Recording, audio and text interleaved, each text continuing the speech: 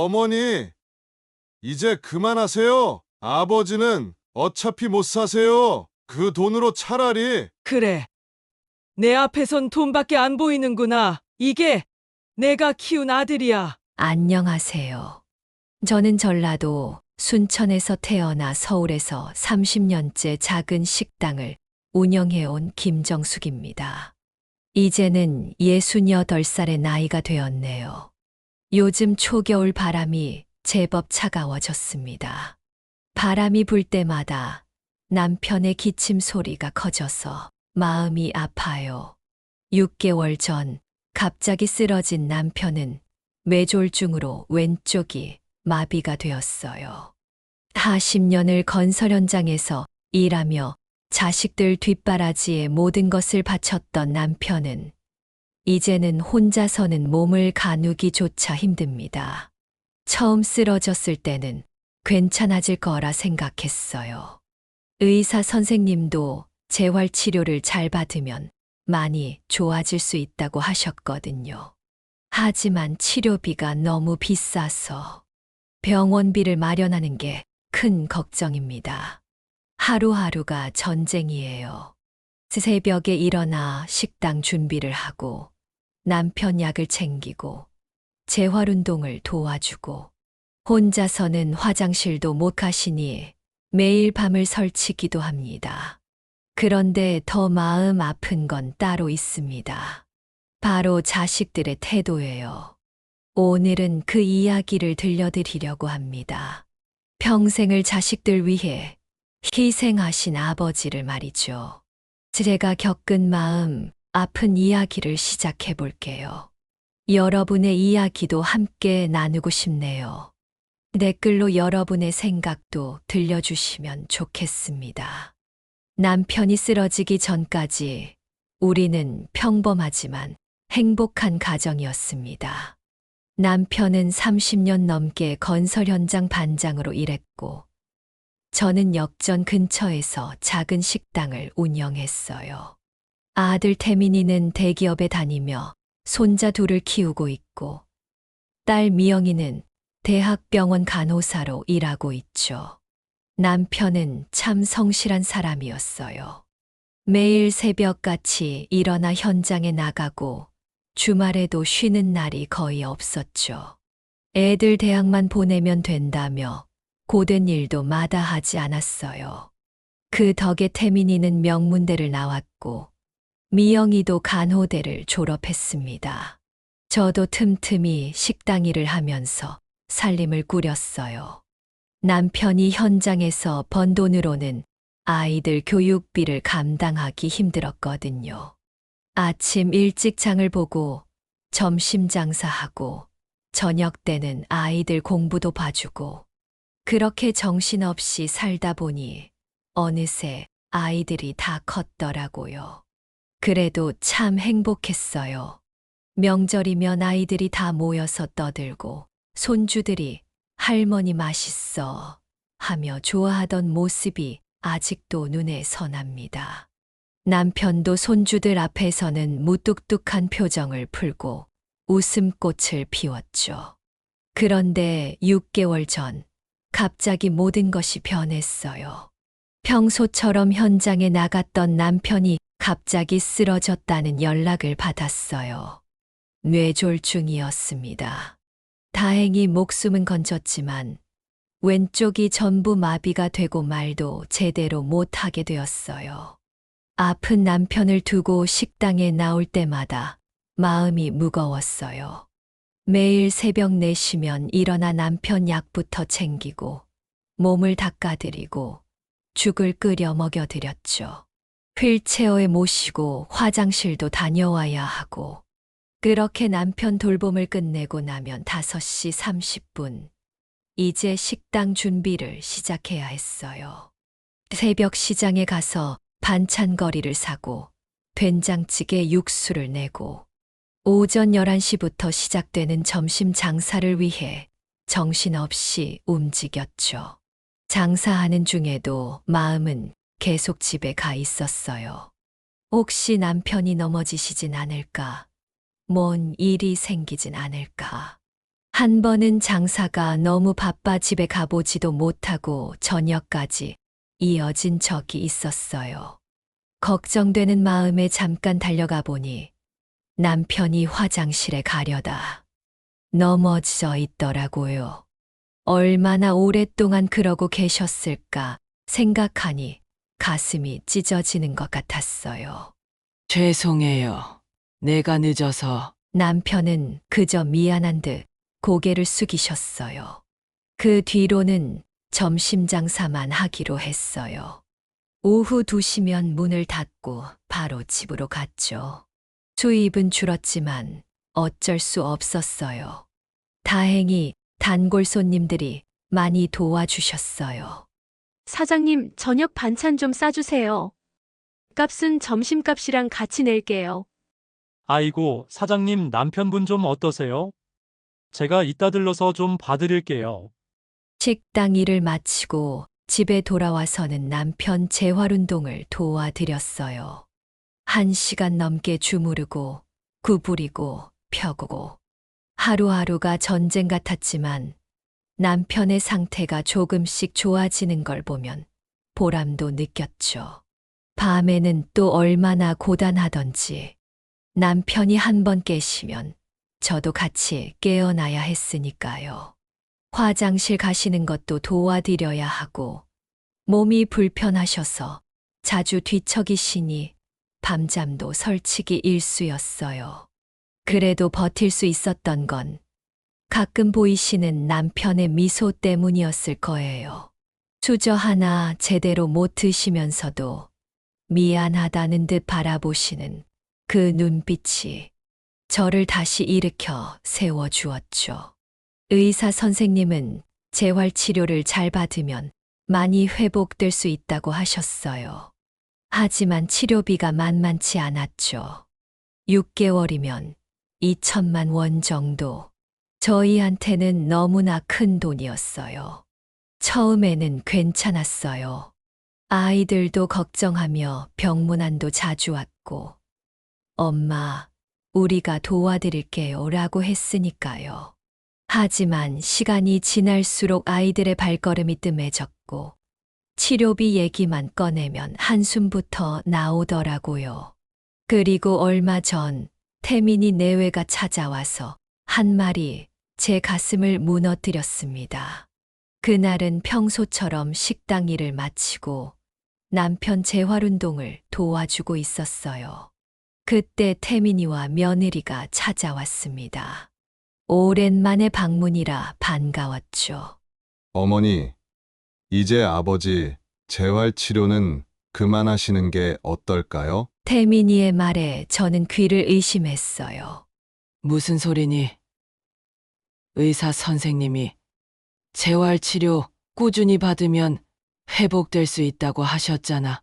어머니, 현실적으로 생각해 보세요. 치료비도 너무 많이 들고 아버지도 이제 연세가 있으신데 며느리가 말을 이었어요.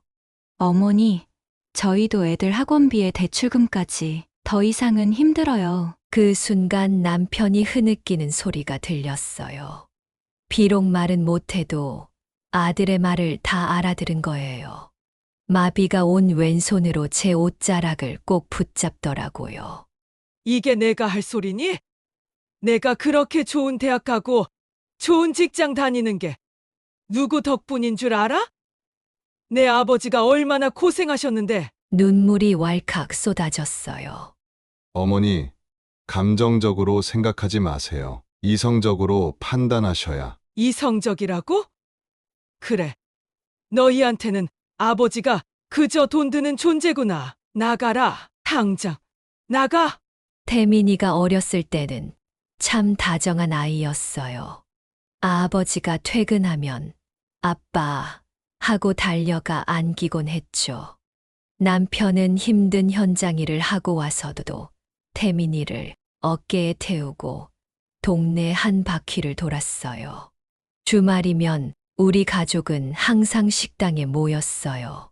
남편은 작은 평상에 앉아 막걸리 한잔 하시고 태민이는 숙제하다가도 가끔 주방에 와서 밑반찬 만드는 걸 도와주곤 했죠. 엄마, 이거 맛있다. 나중에 커서 돈 많이 벌면 엄마 더 큰 식당 차려드릴게. 그때는 그 말이 그저 귀엽고 기특했는데 언제부터였을까요? 태민이가 달라지기 시작한 건 대기업에 취직하고 나서부터였던 것 같아요. 점점 바빠진다며 발걸음이 뜸해졌고 전화도 잘 받지 않았죠. 가끔 오더라도 이 동네 언제 재개발되나? 그런 얘기만 하고 며느리를 만나고 나서는 더 달라졌어요. 결혼 준비할 때부터 남편의 퇴직금을 달라고 했죠. 아버지, 어차피 나중에 받을 돈 미리 주시면 안 될까요? 신혼집이라도 좋은 데로 가고 싶은데. 남편은 모아둔 돈을 다 내어주었어요. 그게 시작이었던 것 같아요. 얼마 전에는 이런 말도 했어요. 어머니, 아버지 수술비가 너무 많이 들어가잖아요. 차라리 그 돈으로 애들 영어 유치원을 보내면. 태민아, 내가 어렸을 때 아프면 너 약값, 병원비 아끼던 부모였니? 그때랑 지금이랑 달라요. 이제 아버님은, 그리고 저희도 살기 힘들어서. 살기 힘들다는 말이 참 아프더라고요. 태민이네 식구 명품 가방, 외제차 살 때는 언제고. 엊그제는 아예 대놓고 말하더군요. 어머니, 식당 재개발되면 보상금이 꽤 된다던데 저희가 관리해 드릴게요. 어차피 어머니 혼자서는 감당하기 힘드실 거고. 그 말을 하는 아들의 눈빛이 낯설었어요. 한때는 그렇게 다정했던 내 아들이 이제는 돈으로만 부모를 판단하는 사람이 되어 있었죠. 태민아, 내가 정말 이러려고 그 좋은 대학 보내고 그 힘든 공부 시켰니?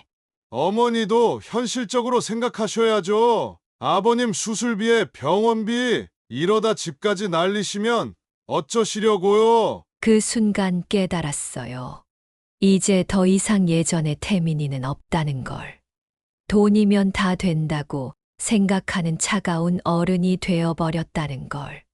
그날 이후로 저는 더 이상 아이들에게 연락하지 않기로 했어요.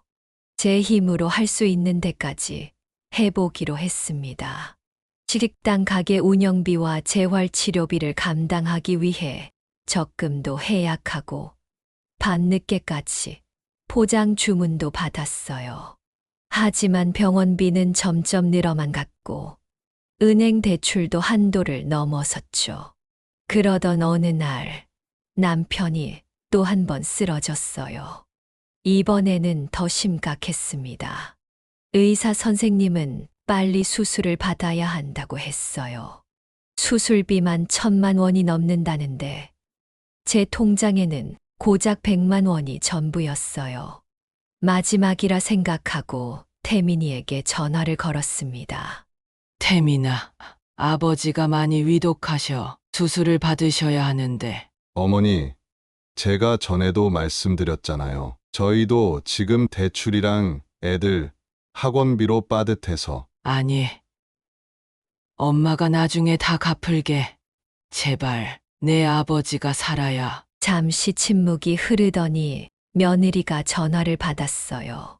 어머님, 죄송한데요. 솔직히 지금 이 나이에 수술 받으시면 더 위험할 수도 있잖아요. 그리고 수술하시면 뭐해요? 어차피 전화기를 꽉 쥔 제 손이 떨렸습니다.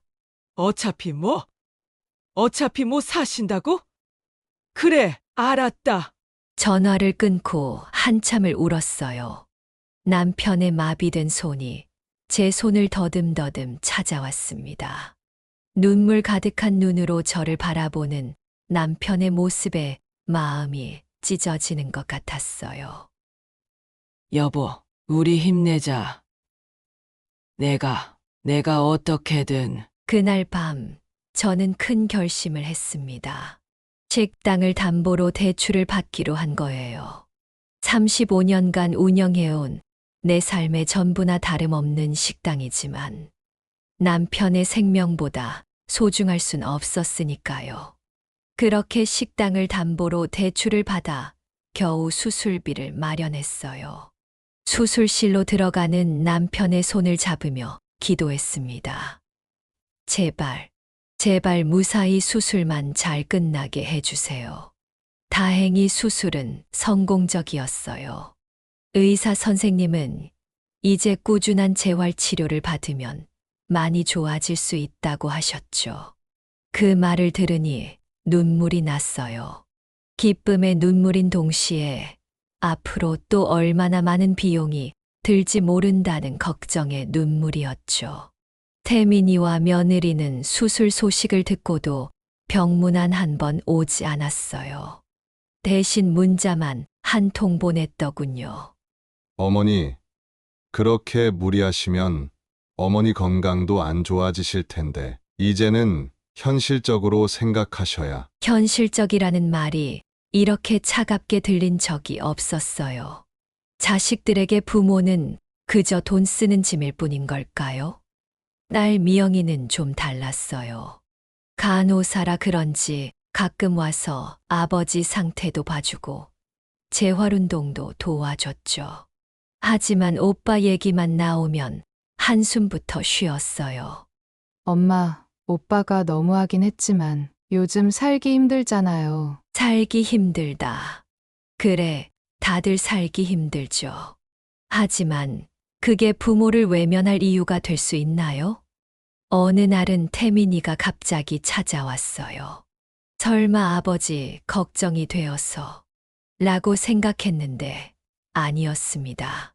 어머니, 식당 대출금 얼마나 되세요? 이자는 얼마예요? 나중에 문제 생기면 어쩌려고. 순간 제 마음 속에서 뭔가가 확 끊어지는 것 같았어요. 태민아, 내가 정말 궁금한 게 그거니? 내 아버지 건강이 아니라 돈 문제가? 아들은 잠시 망설이더니 이내 차가운 목소리로 말했어요. 어머니, 제가 그냥 걱정돼서 그러는 거예요. 나중에 식당 잃으시면 어떻게 사실 거예요? 그리고 아버님이 만약에 그러시면 만약에 뭐? 돌아가시면 식당은 어떻게 되냐고? 그게 궁금한 거니? 제 목소리가 떨렸어요. 아들은 고개를 돌린 채 말을 이었습니다. 어머니, 아버님 치료비로 이렇게 빚만 늘리시면 안 돼요. 요양병원으로 모시는 게. 그만해! 제가 소리를 질렀어요. 순간 병실이 조용해졌습니다. 침대에 누워 계신 남편의 눈에서 눈물이 흘러내렸어요. 내가 정말 우리 아들이 맞니? 아버지가 널 위해 평생 고생하셨는데 이제 와서 돈 때문에 아버지를 포기하자고? 어머니, 제 말은 그게 아니라.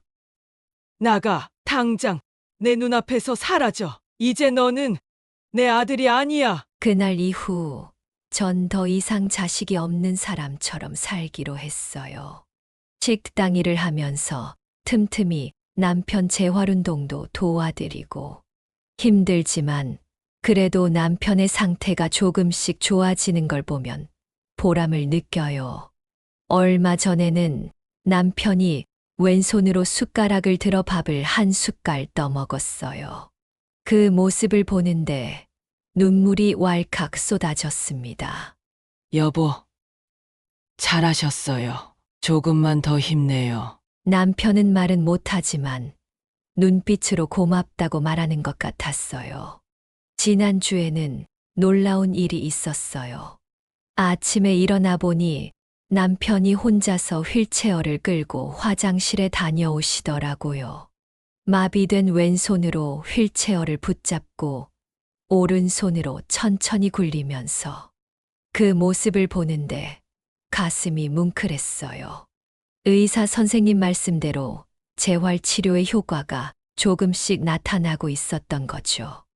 여보, 대단해요. 이제 혼자서도 할 수 있네요. 남편은 씩 웃더니 고개를 끄덕였어요. 말은 못하지만 그 눈빛에서 자부심이 느껴졌어요. 그런데 바로 그날, 태민이 부부가 다시 찾아왔어요. 이번에는 다른 속셈을 가지고서. 어머니, 아버님이 많이 좋아지셨다면서요? 그럼 이제 병원비도 좀 줄이실 수 있지 않을까요? 그리고 식당 재개발 구역으로 지정됐다면서요? 어머니, 이참에 식당 정리하시고 아버님은 요양병원으로. 말도 끝내기 전에 제 손이 부들부들 떨렸어요.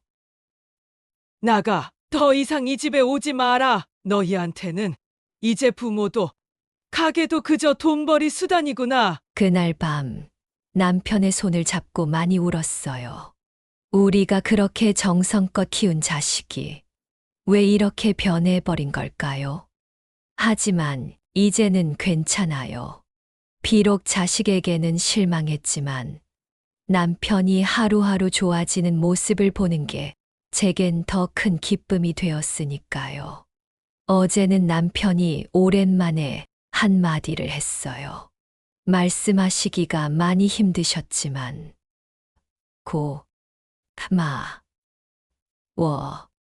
그 한마디에 저는 또 눈물이 났답니다. 식당 일은 여전히 바쁘게 돌아갔어요. 예전처럼은 아니지만 30년 단골 손님들이 있어 그나마 버틸 수 있었죠. 손님들은 제가 남편 간병하느라 힘들다는 걸 아시고는 일부러 더 자주 찾아와 주시기도 했어요. 아이고, 사장님. 우리 영감도 저렇게 아팠었는데 지금은 많이 좋아지셨어요. 힘내세요. 식당 문 닫으면 안 돼요. 사장님 된장찌개가 우리 인생의 낙인데 그런 말씀들이 큰 힘이 되었습니다. 그러던 어느 날 태민이 처가 혼자 찾아왔어요. 어머님, 죄송해요. 사실 태민이가 아버님 재산 때문에 이러는 거예요. 재개발하면 보상금이 꽤 된다고 해서 제가 말리려 했는데 며느리의 눈에도 눈물이 고여 있었어요. 이제 와서 그게 무슨 소용이니? 난 이미 태민이를 아들로 생각하지 않기로 했어. 어머님 태민 씨가 지금은 돈에 눈이 멀었지만 시간이 지나면 됐다. 그만 가거라. 너한테도 미안하구나. 며느리가 돌아간 후 남편이 제 손을 꼭 잡았어요. 눈물을 흘리고 계시더라고요. 아들 얘기를 다 들으신 거죠. 여보, 우리 둘이 잘 살면 돼요. 자식 욕심 부리지 말자고요. 이제는 눈물도 덜 나네요. 대신 마음이 더 단단해졌어요. 어제는 재활병원에서 기적 같은 일이 있었어요. 남편이 처음으로 평행봉을 잡고 두 발로 섰거든요. 물론 아직 걷지는 못하지만 물리치료사 선생님이 생각보다 빠른 회복이라고 칭찬해 주셨어요. 아저씨가 정말 의지가 강하시네요. 보통은 이렇게 빨리 일어서기 힘든데 부인께서 옆에서 잘 보살펴 주신 덕분이에요. 그 말을 들으니 가슴 한켠이 뭉클했어요. 남편은 비록 말은 못하지만 환하게 웃으시더라고요. 그동안 흘린 눈물이 헛되지 않았다는 생각이 들었습니다. 그런데 그날 저녁 뜻밖의 손님이 찾아왔어요. 딸 미영이었죠. 엄마, 오빠가 큰일 났어요. 무슨 일인데? 주식에 투자했다가 큰 손해를 봤대요. 거기에 아이들 학원비, 대출금, 이제 감당이 안 된다고. 순간 가슴이 철렁했어요. 그동안 아버지 치료비를 외면했던 이유가 자기들 욕심 때문이었단 말인가. 그래서 이제 와서 날 찾아온 이유가 뭐니? 엄마, 오빠가 많이 반성하고 있어요. 아버지한테 너무 죄송하다고 한 번만 용서해 주세요. 딸의 눈에도 눈물이 고여 있었어요. 저는 한참을 말없이 앉아 있다가 입을 열었습니다. 미영아, 내 오빠한테 전해라. 아버지가 조금씩 좋아지고 계시다고 이제 와서 재산 때문에 찾아오지 말라고. 하지만 평화도 잠시였어요. 어느 날 아침 남편이 갑자기 또 쓰러진 거예요. 이번에는 뇌출혈이었습니다. 박 선생님, 수술은 했지만 이제 의식이 돌아오기는 힘들 것 같습니다. 의사 선생님의 말씀에 저는 그 자리에서 주저앉고 말았어요. 태민이에게 전화를 걸었지만 또다시 차가운 목소리가 돌아왔습니다. 어머니, 이제 와서 제가 뭘 어떻게 해요? 어차피 이렇게 될 줄 알았잖아요. 이게 내가 할 소리니? 일주일을 혼자 중환자실 앞에서 지새웠어요. 마지막 순간까지 의식은 돌아오지 않았죠. 그저 평화로운 얼굴로 조용히 눈을 감으셨어요. 숨을 거두시기 직전 제 손을 꼭 잡으시더니 힘겹게 미소를 지으셨답니다. 장례식장에는 태민이 가족들도 와 있었지만 내내 시계만 보더니 첫날 저녁에 먼저 가버렸어요. 내일 중요한 회의가 있어서요. 라는 말만 남기고서 장례를 치르고 집으로 돌아오니 온 집안이 남편의 흔적으로 가득했어요. 휠체어, 재활운동 기구들, 식탁 위에 놓인 물컵까지 모든 것이 남편을 추억하게 만들었습니다. 며칠 뒤 태민이가 찾아왔어요. 또다시 재산 얘기를 꺼내더군요. 어머니, 이제 정리를 하셔야죠. 식당 보증금도 있고 아버님 병원비로 나간 돈도 정리하고. 그 순간 남편의 영정사진이 눈에 들어왔어요. 평생 자식들을 위해 사신 분인데 끝내 자식에게 이런 대접을 받다니. 이제는 혼자예요. 하지만 이상하게 후회는 없어요. 마지막까지 최선을 다했고 남편도 그걸 알고 계셨을 테니까요. 태민이와는 연을 끊었습니다. 가끔 길에서 마주쳐도 모른 척 지나가요. 그게 서로에게 더 나은 것 같아요. 자식이라고 다 자식은 아니더라고요. 매일 아침 일찍 일어나 식당 문을 열고 저녁엔 남편 사진 앞에 앉아 하루 있었던 일들을 이야기하는 것. 그게 제 일상이 되었답니다. 돈이 전부가 아닌데 우리 아들은 끝내 그걸 모르고 말았네요. 이제 식당에도 변화가 찾아왔어요. 재개발 통지서를 받았거든요. 30년 넘게 운영해온 식당을 정리해야 한다는 생각에 마음이 무거웠죠. 며칠 뒤 태민이가 찾아왔어요.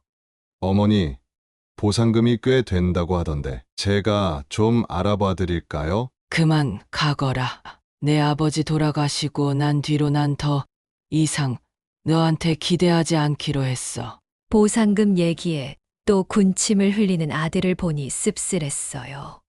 결국 끝까지 돈밖에 모르는 자식이었나 봅니다.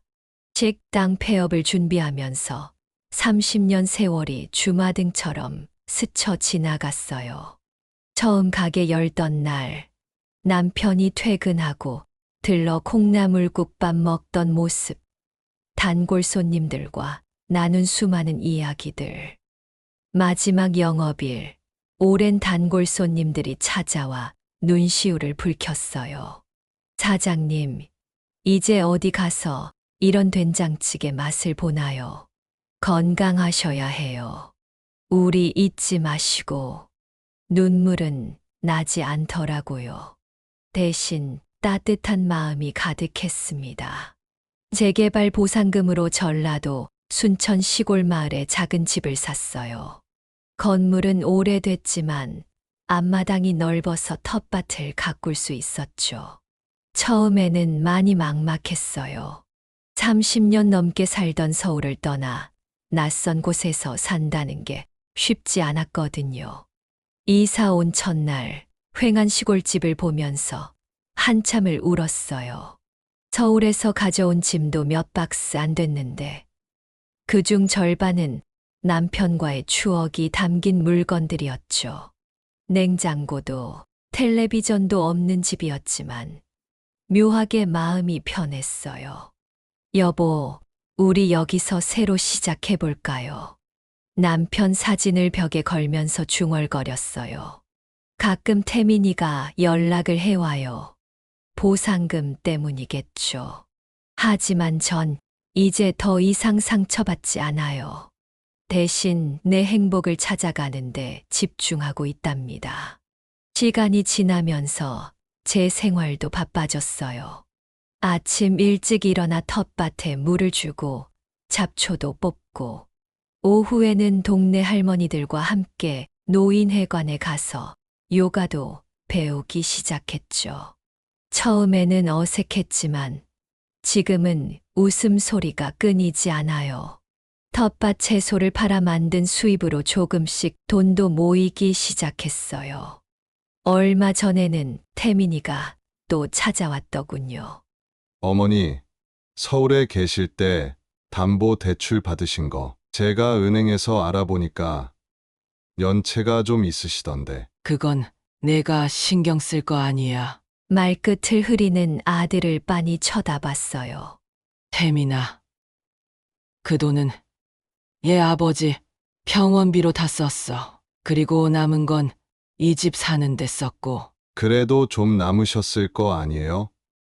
어머니, 저도 사정이 있어서. 내 아버지 돌아가실 때까지 한 번도 찾아오지 않은 아들이 이제 와서 돈 얘기는 왜 하니? 태민이의 얼굴이 붉어졌어요.